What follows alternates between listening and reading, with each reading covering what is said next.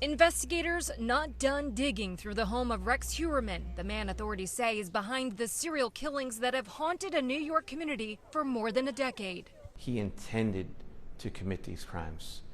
He intended to cover up these crimes. Inside the Long Island home Heuermann shared with his wife and daughter, sources say police found a locked door, and behind that, over 200 guns. He had an arsenal in a vault that he had downstairs. Far more than the 92 guns Heuermann registered in the state. Investigators also seen removing an encased doll-like figure and a Playboy magazine from the home. Sources tell CNN police are scouring a nearby storage unit. They say they're looking for possible souvenirs or trophies he may have kept after the killings. We have executed a number of search warrants.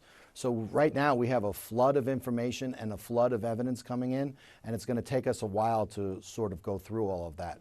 The 59-year-old architect is charged with killing 3 women, sex workers, whose bodies were found tied up and stuffed in camouflage burlap sacks and dumped along a desolate beach area more than a decade ago.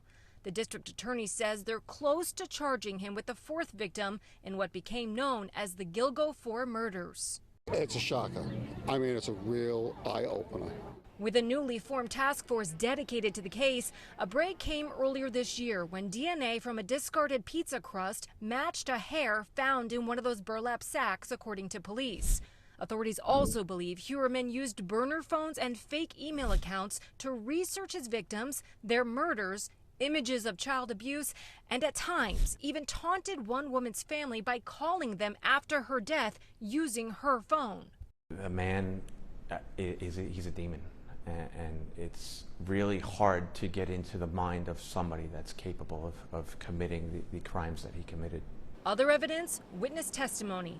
Investigators say they have someone who ID'd Heuermann's Chevrolet Avalanche seen here parked in front of his home over a decade ago as connected to one killing. That witness also describing the 6'4" Heuermann as an ogre, according to court paperwork. The only thing I can tell you that he did say as he was in tears was, "I didn't do this." Heuermann pleaded not guilty to the charges, his lawyer calling the evidence against him circumstantial.